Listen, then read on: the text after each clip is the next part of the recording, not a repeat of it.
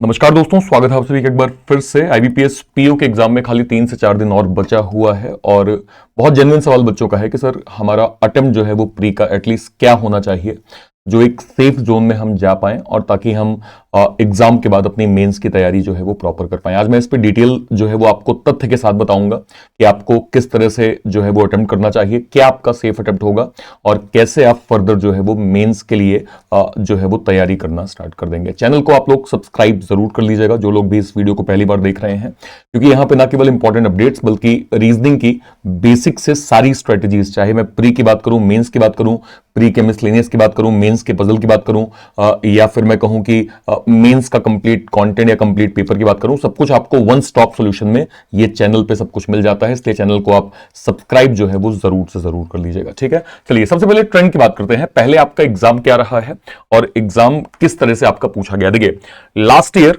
19 अक्टूबर को आप लोगों का प्री का एग्जाम था, क्योंकि आप लोगों का आईबीपीएस पीओ है ना, तो पीओ लेवल ऑलवेज आपको मॉडरेट ही मिलेगा, बहुत रेयर आपको इजीएस्ट जो है वो पैटर्न मिलेगा।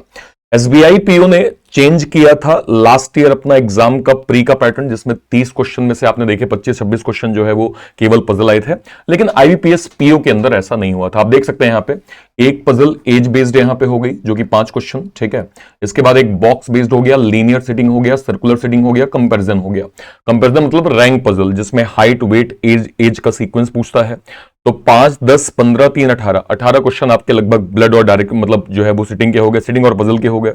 इसके बाद blood relation, Chinese coding, odd one out, meaningful word, pair formation, word based question, यानी बहुत अच्छे से एक डुएबल मैनर का पेपर था। मैं आपको बताऊंगा कि उस साल जब ये जो है वो शिफ्ट हुई थी तो बच्चों के एवरेज स्कोर क्या बने थे, ये भी मैं आपको जो है वो बताऊंगा। तो अगर आप प्री के हिसाब से देखें, देखिए बॉक्स के 6 बॉक्स हैं प्लस वेरिएबल है, ज्यादा मैं टफ नहीं कहूंगा।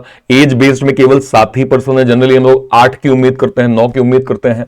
7% है, 2024 बेस ईयर दे दिया गया है, तो इसको भी मैं बहुत लेवल अप नहीं कहूंगा, आप आराम से इसको बना सकते थे। लीनियर सिटिंग अरेंजमेंट 6 लोग हैं, नॉर्थ फेस कर रहे हैं, साथ में वेरिएबल दिया है, इसको भी आप डुएबल मैनर में कर सकते थे। Circular sitting arrangement 4 inside 3 outside, इसको भी आप जो है वो लगभग बना सकते थे। मतलब मैं ओवरऑल अगर इसको देखूं, इस पेपर को समझूं, तो एक बच्चा जिसका बेसिक कॉन्सेप्ट भी अगर क्लियर है तो वो भी बड़े आराम से एटलीस्ट 20 to 23 अटेम्प्ट तो कर ही सकता है आउट ऑफ 35। मतलब एक एवरेज मैं बता रहा हूं कि हाँ इतना कम से कम वो 19-20 तक तो जा ही सकता है, ठीक है। ओके, अब बात कर लेते हैं मैथ्स के। देखिए approximation 5 question, wrong number series 6 question, then यहां पे अर्थमेटिक केवल 9 क्वेश्चन, 3 तरह के डीआई आई थी जिसके 15 क्वेश्चन है, ठीक है। इसमें भी अगर आप ओवरऑल अटेम्प्ट देखें तो आप पेपर का पैटर्न अगर देखेंगे तो भी आप 35 में से लगभग 15 से 18 क्वेश्चन आराम से, अभी मैं आपको शिफ्ट बताऊंगा कि ओवरऑल जो है वो अटेम्प्ट बच्चों का कितना रहा है इसमें, ठीक है। इंग्लिश की बात करें, parajumble 6 question, miss spelled 5 question, error direction 4 question, single जो है वो फिलर्स 3 क्वेश्चन और वर्ड यूजेस के 3 क्वेश्चन आए थे। आरसी फिर आपकी 8 क्वेश्चंस की आई थी, ठीक है। तो यहां भी अगर आप देखें तो डुएबल मैनर के parajumble, misspelled, error detection, single fillers और वर्ड यूजेस, मैं यहां पे आरसी को भी साइड कर रहा हूं, तो आरसी को साइड करके भी अगर मैं नंबर देखूं तो लगभग आप मतलब आरसी को मैं पूरा ही छोड़ रहा हूं। हालांकि आप ऐसा नहीं है कि अगर 8 नंबर का आरसी है तो आप एक भी ना सॉल्व कर पाए, 2, 4, 5 क्वेश्चन फिर भी हमसे बन ही जाते हैं, बट उसको साइड करके भी अगर मैं देखूं तो 16 से 17 नंबर हमारे इसमें डुएबल मैनर में है जिसको हम सॉल्व जो है वो कर सकते हैं, ठीक है। अब बात कर लेते हैं 19 तारीख के सेकंड शिफ्ट की। अगेन पैटर्न मॉडरेट था, ठीक है। और इस बार देखिए flat floor, single variable, parallel row, 7 south 7 north, comparison की पजल थी जिसमें हाइट बेस्ड आपका सवाल पूछा गया था। 6% प्लस वेरिएबल बॉक्स का सवाल था। सिलेक्शन बेस्ड पजल थी, 3 जो कैटेगरी जो है वो कैटेगरी वाइज जो आपका टेबुलर होता है कि 3 शहर, 3 देश, 3 राज्य, उसमें 3 सिटी थी, 8% थे, 8 कलर थे, ये भी आपका डुएबल मैनर में ही था। ब्लड डायरेक्शन, सिलॉग, odd one out, meaningful word side कर दीजिए, हो सकता है आपको वर्ड ना बने। पेयर फॉर्मेशन का एक क्वेश्चन। ओवरऑल अगर मैं इस पेपर को देखूं जिसमें 2 वेरिएबल केवल और केवल 2 पजल दिख रहा है, जिसमें फिर भी मैं 6% वाली जो वेरिएबल है उसको मुझे शायद बहुत टाइम ना लगे सॉल्व करने में। अगेन मैं मिनिमम कह रहा हूं कि आप 20 से 22 स्कोर यहां पे कर सकते हैं, आपको खास दिक्कत जो है वो नहीं आएगी, ठीक है। अब बात कर लेते हैं मैथ्स की। Approximation 5 question, quadratic 5 question, arithmetic के 10 क्वेश्चन और बचे 6, 5, 11, 4, 15 नंबर आपकी डीआई आई है। और चूंकि टीम में से एक डीआई जनरली लेवल अप होती है, 2 डीआई फिर भी डुएबल मैनर में होती है। अगर आपने प्रैक्टिस अच्छी कर रखी है तो आपको ज्यादा दिक्कत नहीं आती है सॉल्व करने में। मैं अगर मिनिमम स्कोर 35 पे जाऊं तो भी आपका मैं 15 से 17 स्कोर तो यहां पे देख पा रहा हूं, जिसको आप बना सकते हैं। एसबीआई पीओ जैसा पैटर्न हमें एसबीआई मतलब क्या कहते हैं आईबीपीएस पीओ के अंदर लास्ट ईयर देखने को नहीं मिला था, तो इतना ज्यादा भी लेवल अप आपको आईबीपीएस पीओ में जो है वो नहीं मिला था लास्ट ईयर। अभी इस साल की तो हम तुलना करेंगे ही। Misspelled 5 question, sentence rearrangement 5 question, error के correct incorrect 3 question, cloze test का 6 क्वेश्चन, वर्ड यूजेस का 3 क्वेश्चन और आरसी के 8 क्वेश्चन। डुएबल मैनर के सवाल अगर मैं देखूं तो 14 से 16 क्वेश्चन आप आराम से आरसी के यहां पे बना सकते हैं, मतलब आरसी छोड़ के भी बना सकते हैं। आरसी अगर मैं ऐड कर दूं 8 में से, अगर मैं कहूं 3-4 क्वेश्चन भी आप सॉल्व कर लेंगे, तब भी 17-18 नंबर आपके आराम से जो है वो इस शिफ्ट में रीजनिंग सॉरी इंग्लिश के आपके बन जाते। ठीक है, अब ये कब का है? थर्ड शिफ्ट का है। अगेन पेपर मॉडरेट है। फिर से आ जाते हैं ओवरऑल जो है वो पैटर्न पे एग्जाम में क्या पूछा गया था। अनसर्टेन नंबर ऑफ पर्सन, यानी टोटल नंबर ऑफ पर्सन एक जो है वो लीनियर में कितने हैं। जब इसको बनाया गया था तो लगभग 14 या 15 लोग टोटल आए थे। ठीक है, सर्कुलर के सिटिंग अरेंजमेंट का सवाल था। 7 लोग जो है वो क्या कहते हैं सर्कल में थे, 4 इनसाइड 3 आउटसाइड। कुछ भी इसमें खास टफ नहीं था, आप इसको आराम से जो है वो बना सकते थे। मंथ और डेट वाली पजल आई थी जिसमें आपके 3 जो है वो मंथ दिए हुए थे, 7 में वेरिएबल था, मतलब 6 लोगों के साथ वेरिएबल दिया हुआ था। बहुत ज्यादा लेवल अप मैं इसको नहीं कहूंगा। और फिर ईयर बेस्ड पजल अगेन 7% थे, 2024 बेस ईयर था, आप यहां से इसको बना सकते थे। बॉक्स पजल, ब्लड रिलेशन, सिलॉग, inequality, meaningful word, pair formation, number series. Again मैं अगर कंप्लीट क्वेश्चन को देखूं और मैं एक मिनिमम स्कोर यहां पे देखूं तब भी मैं कह सकता हूं कि आपके 20-22 नंबर तो 35 में से लगभग बनी जाएंगे, जिस लेवल की पजल हमें लास्ट ईयर जो है वो देखने को मिली। ठीक है, इसके बाद अगर हम इंग्लिश की बात करें, word arrangement, parajumble, fillers, word uses और सेंटेंस एरर। अगर आप यहां पे आरसी को थोड़ा साइड कर दें, हालांकि आरसी में कई ऐसे क्वेश्चंस हैं जिनको आप सॉल्व यहां पे कर सकते हैं क्योंकि 10 नंबर का पूरा वेटेज है, तो नीचे के 5, 10, 15 और ये 2, 17, 3, 20, इन 20 में से लगभग वर्ड अरेंजमेंट है, पैराजंबल है। आप गिरी से गिरी हालत में 12 से 14 क्वेश्चन आपके यहां पे लगभग बन रहे हैं। और आरसी के भी अगर मैं 3-4 क्वेश्चन को ऐड कर दूं तो भी आप आराम से 17 से 18 नंबर तो आप यहां पे निकाल ही लेंगे। ये 19 तारीख की इंग्लिश का जो है वो शिफ्ट है। ठीक है, मैथ्स की बात करें, अप्रोक्सीमेशन जो है वो रॉन्ग नंबर सीरीज, अर्थमेटिक के 11 क्वेश्चन, 3 तरह की आपसे डीआई पूछी गई है। यहां भी अगर मैं शुरू के 2 चैप्टर अर्थमेटिक के 11 में से आपके चलिए गिरी से गिरी हालत में 4 से 5 ही क्वेश्चन केवल बन पाए, या 3 डीआई में से आपसे एक ही डीआई कोई बन पाई, तो भी आपका 16 से 18 स्कोर 35 में से तो कहीं नहीं गया है, कम से कम स्कोर की मैं बात कर रहा हूं। ठीक है, ओके।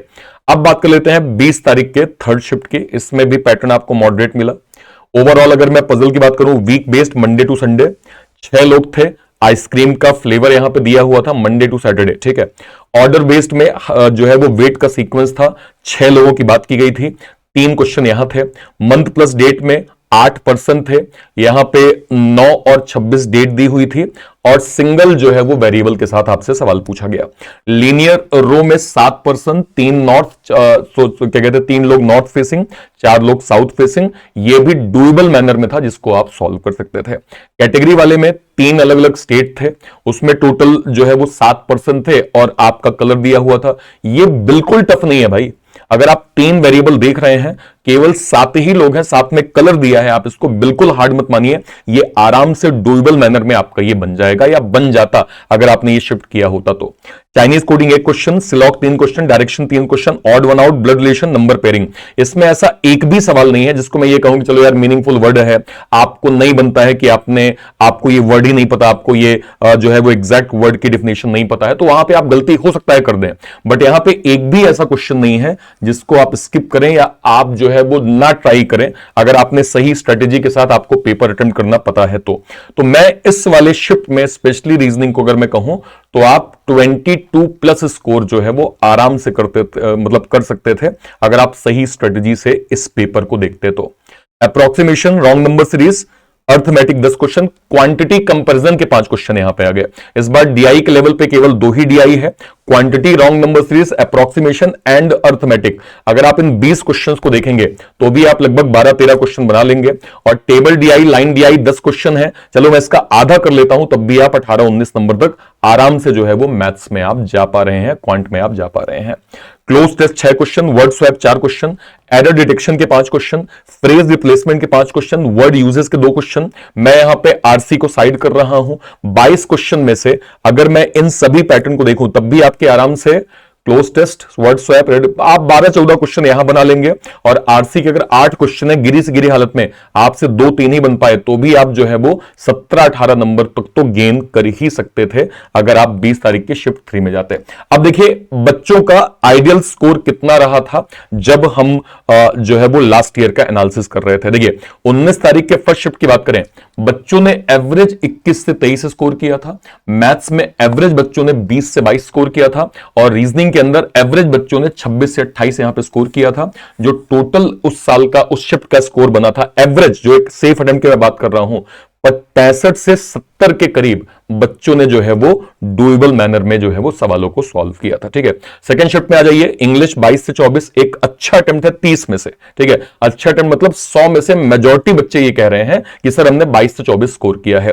रीजनिंग की बात करें 25 से 28, 35 में, जहां मैं आपसे मिनिमम कह रहा हूं कि आप कम से कम 19-20 स्कोर कर लेंगे, वहां बच्चों का 25-28 जो है वो एटलीस्ट स्कोर गया था। क्वांट की बात करें 21 से 23 आपका जो है वो स्कोर जो है वो क्या कहते हैं मिनिमम गया था। और जो सेफ अटेम्प्ट बच्चों के बीच में जो क्या कहते हैं जो था 66 से 71 बच्चों ने आराम से यहां पे किया हुआ था। थर्ड शिफ्ट की बात करें इंग्लिश 23 से 25, सोचिए 30 में से 23 से 25, जहां मैं आपसे कह रहा हूं कि कम से कम आप 15-17 सॉल्व कर ही लेंगे, बच्चे 23 से 25 30 में से करके आए हैं। मैथ्स में 20 से 22 और रीजनिंग में 29 तक स्कोर गया है कि हां भाई 35 में से हमने 29-30 किया है। जबकि पीओ लेवल के एग्जाम में एज अ रीजनिंग टीचर हम ये कहते हैं कि चलो यार ठीक है, अगर पेपर का लेवल टफ भी आ गया तो भी अगर आप 20-22 स्कोर कर रहे हैं ना तो उसको भी हम बहुत ज्यादा खराब नहीं मानेंगे, उसको भी एक अच्छा स्कोर जो है वो माना जाएगा। ठीक है, ओवरऑल आपके नंबर 65 से 70 के बीच में जो है वो थर्ड शिफ्ट में आपको 19 अक्टूबर को देखने को मिला। ठीक है, अब 20 तारीख की बात करें, 20 तारीख में इंग्लिश 22 से 24, मैथ्स आपका 19 से 21, रीजनिंग 23 से 25, ओवरऑल स्कोर आपका 64 से 70 यहां पे कंप्लीट 2024 की जितनी भी शिफ्ट मैं यहां पे आपको दिखा रहा हूं उनका ये सेफ अटेम्प्ट जो है वो बना था। अब बात कर लेते हैं जो है वो थर्ड शिफ्ट की। थर्ड शिफ्ट में आपका जो ओवरऑल स्कोर था 64 से 70 के बीच में, ये मैंने आपका क्या कहते हैं अभी आपको जस्ट दिखा दिया। एक बार कट ऑफ पे बात कर लेते हैं, कट ऑफ एक्चुअल में क्या आई थी। 2024 के अंदर जो कट ऑफ का डेटा था, जनरल का 48 था, एससी का 48 मतलब जनरल 48.5, एसटी का यहां पे 41, ओबीसी 48.5, ईडब्ल्यूएस 48.5 यहां पे 2024 में गया। 23 की हम बात करें, जनरल यहां पे कितना गया, जनरल गया 54.25, एससी गया था 49.50, एसटी गया था 43, ओबीसी 54.25, ईडब्ल्यूएस का कट ऑफ भी 54.25 गया था। ये ओवरऑल कट ऑफ जो है वो हमें 2023 के अंदर देखने को मिला। नीचे कैटेगरीज को भी आप देख सकते हैं जो भी आपकी इसमें कैटेगरी लाई कर रही है। 2022 के हम कट ऑफ की बात करें, 49 कट ऑफ गया था, वो 49.75 जनरल का, एससी का 46.75, एसटी का 40.75, ओबीसी 49.75, ईडब्ल्यूएस 49.75 और ये बचा हुआ जो क्या कहते हैं और नंबर आपका बन रहा है।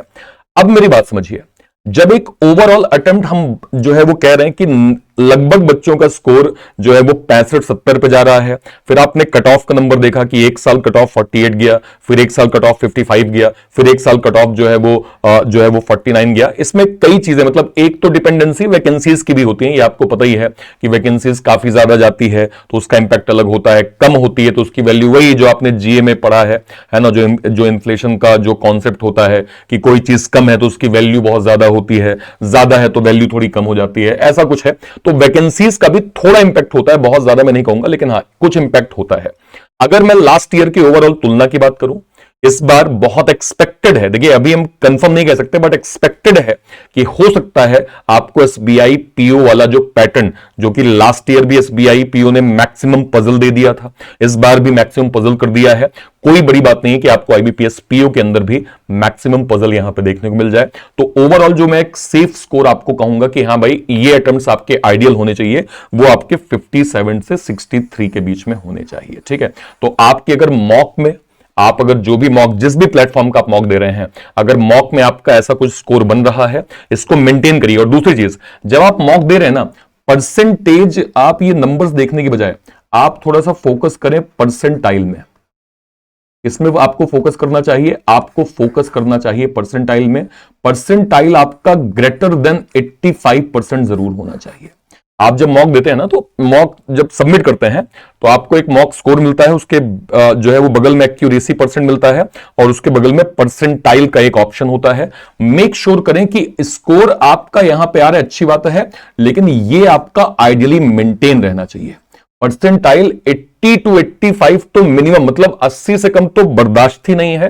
85 के ऊपर उसको मेंटेन करो, और 95 के ऊपर है तो भाई फिर उसको बिल्कुल संभाल के रखो, क्योंकि आप बिल्कुल सही जोन में जा रहे हैं, आपकी कहीं कोई प्रॉब्लम नहीं है। बस आप थोड़ा सा एफर्ट कंटिन्यूअस करते जाइए, आपको इसके रिजल्ट आपके एग्जाम में बहुत अच्छे मिलने वाले हैं। ठीक है, तो मुझे कॉमेंट सेक्शन में जरूर बताइएगा, जिनने आज कोई मॉक दिया है, जिनने जो है वो कल कोई मॉक दिया है, उसमें आप बताइएगा कि आपने ओवरऑल स्कोर जो है वो कितना किया हुआ है, ओवरऑल आपका स्कोर जो है वो कितना है, और आपका टॉपिक वाइज, स्पेशली मैथ में आपका स्कोर क्या है, आपका रीजनिंग में स्कोर क्या है, आपका इंग्लिश में स्कोर क्या है, इसको आप कमेंट सेक्शन में, और लास्ट में आपको उस कंप्लीट मॉक में परसेंटाइल कितना था, ये भी आप लोग वीडियो के कमेंट सेक्शन में जरूर से जरूर मुझे बताइएगा। चैनल पे अगर आप नए हैं तो चैनल को सब्सक्राइब जरूर कर लीजिएगा। यहां पे ना केवल इंपॉर्टेंट अपडेट्स बल्कि रीजनिंग की बेसिक से सारी क्लासेस भी आपको मिलती हैं। मेक श्योर करेंगे कि आप यहां से रीजनिंग का वन स्टॉप सॉल्यूशन जो है वो जरूर आप पा पाए। ठीक है, फिलहाल के लिए सेशन को ओवरऑल इतना ही रखते हैं, मिलेंगे हम लोग नेक्स्ट क्लास में। Till then bye bye, thank you so much, thank you.